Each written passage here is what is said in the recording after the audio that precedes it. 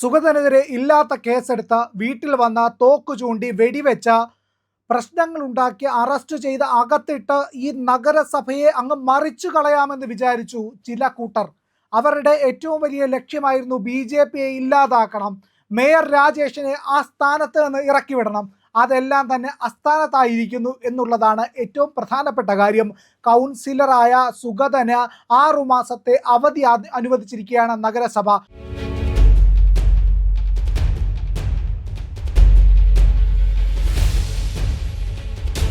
അത് മാത്രവുമല്ല കേട്ടോ, പിന്നെയുമുണ്ട്.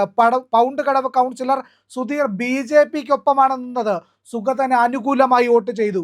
ആ കൊക്കുണ്ടല്ലോ, ചാവുമെന്ന് പറഞ്ഞ കൊക്ക്, അത് ഒന്നുകൂടി ചത്തിട്ടുണ്ട് എന്നുള്ളത് വിനയപുരസരം പറയുകയാണ്.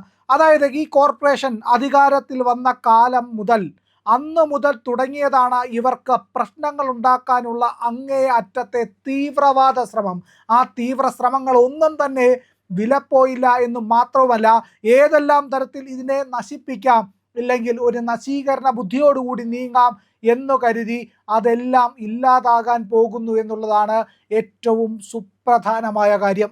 സുഗതനെ ജയിലിലാക്കുമ്പോൾ ഇവർക്കൊരു ഉദ്ദേശമുണ്ടായിരുന്നു. 3 തവണ ഒരു കൗൺസിൽ യോഗത്തിൽ പങ്കെടുത്തില്ല എങ്കിൽ അദ്ദേഹത്തെ അയോഗ്യനായി പ്രഖ്യാപിക്കാം. ആ പഴുതുപയോഗിച്ചുകൊണ്ട് സുഗതൻ ഇനി നഗരസഭയുടെ കൗൺസിലിലേക്ക് തിരിച്ചു വരരുത്, ആ കൗൺസിലർ സ്ഥാനം ഇല്ലാതാക്കണം, അവിടേക്ക് ആർക്ക് കയറിപ്പറ്റണം, ഈ ഇടത് വലത് കുത്തിത്തിരിപ്പ് കൂട്ടായ്മയുണ്ടല്ലോ അവർക്ക് കയറിപ്പറ്റണം, ഇതായിരുന്നു ലക്ഷ്യം. പക്ഷേ ഇന്ന് ആ ലക്ഷ്യവും ആ ശ്രമവും എല്ലാം പാളിയിരിക്കുന്നു. പൗണ്ട് കടവിലുള്ള സ്വതന്ത്രനായി മത്സരിച്ച കൗൺസിലറായ സുധീഷ് കുമാറാണ് ഇപ്പോൾ സുഗതനെ പിന്തുണച്ച് രംഗത്തെത്തിയത്. 51 വോട്ടാണ് സുഗതന് 6 മാസത്തെ അവധി അനുവദിച്ചിട്ടുള്ള കൗൺസിൽ യോഗത്തിൽ പാസ്സാക്കിയെടുത്തത് എന്നാണ്. അതോടുകൂടി BJPക്ക് വീണ്ടും അവിടെ ഭൂരിപക്ഷം തെളിഞ്ഞിരിക്കുകയാണ് എന്നാണ്. സുഗതൻ കൂടി എത്തിയാൽ വീണ്ടും 52 പേരുടെ പിന്തുണ കൗൺസിലിന് ലഭിക്കും എന്നുള്ളതാണ്, അല്ലെങ്കിൽ നഗരസഭയ്ക്ക് ലഭിക്കും എന്നുള്ളതാണ്.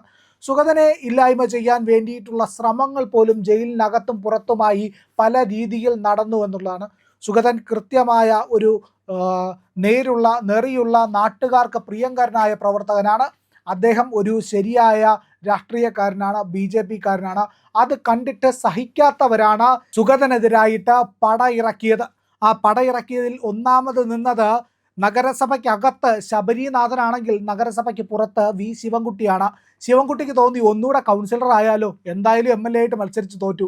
പക്ഷേ അതിനുള്ള അവസരം പോലും ജനങ്ങൾ കൊടുക്കില്ല എന്നുള്ളത് ഇപ്പോൾ ഏതാണ്ട് ഏറെക്കുറെ പൂർണ്ണമായി തന്നെ ശിവൻകുട്ടിക്ക് ബോധ്യമായി.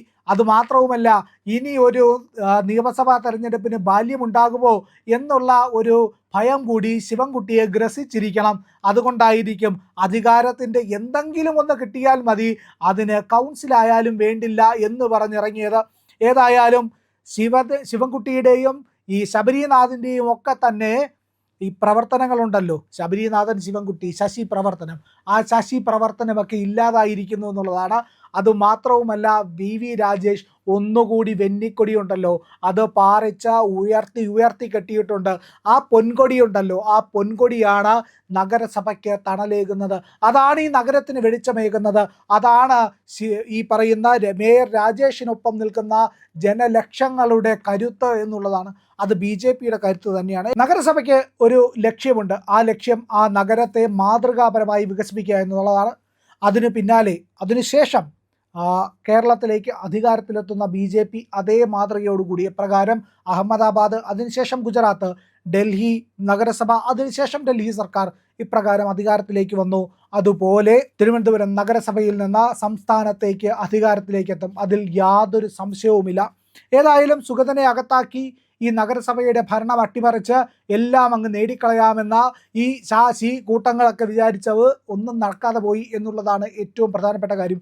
സുഗതൻ ഇനി ഒരിക്കലും വരില്ല, വന്നാൽ എൻ്റെ കൊക്കിന് ജീവനുണ്ടെങ്കിൽ ഞാൻ അതിനെ തടയും എന്നൊക്കെ പറഞ്ഞ് അസഭ്യം പോലും വിളിച്ചു പറഞ്ഞു നിന്ന ശബരിനാഥനുണ്ടല്ലോ, ശബരിനാഥൻ ഇപ്പോൾ മറുപടി ഇല്ലാത്ത അവസ്ഥയിലേക്ക് മാറിയിട്ടുണ്ട്. അവിടെ വീണ്ടും BJP വിജയിക്കുന്നു. BJP വിജയിക്കുന്നത് ജനഹിതത്തിലൂടെയാണ് എന്നുള്ളതാണ്. ജനങ്ങളുടെ ഇഷ്ടമാണ് അവിടെ വിജയിച്ച് നിൽക്കുന്നത് എന്നതുകൂടി ഏറ്റവും പ്രധാനപ്പെട്ട. സുഗതൻ ജനപ്രിയനാണ്. അതുമാത്രവുമല്ല, ഈ സർക്കാരും ഈ പറയുന്ന നഗരസഭാ ഭരണസമിതിയും ജനങ്ങൾക്ക് ഏറെ പ്രിയപ്പെട്ടതാണ്. അവരുടെ ഏറ്റവും വലിയ പ്രശ്നങ്ങളെല്ലാം തന്നെ അതിവേഗത്തിൽ പരിഹരിച്ചുകൊണ്ടിരിക്കുന്ന ഒരു ഭരണസമിതി കൂടിയാണ് എന്നുള്ളതാണ്. അത് കുടിവെള്ള പ്രശ്നമായാലും ശരി തന്നെ, തെരുവ് വിളക്കുകളുടെ കാര്യമായാലും ശരി തന്നെ, തെരുവ് പട്ടികളുടെ പ്രശ്നമായാലും ശരി തന്നെ, മാലിന്യ പ്രശ്നമായാലും ശരി തന്നെ, എല്ലാം കൃത്യവും വ്യക്തവുമായി പരിഹരിക്കാനുള്ള ഏറ്റവും ശക്തമായ നീക്കം ഈ നഗരസഭ നടത്തുന്നു. ആ നഗരസഭയുടെ വെളിച്ചം കെട്ടുപോകരുതെന്ന് ജനങ്ങൾക്ക് അത്യധികം ആഗ്രഹമുണ്ട്.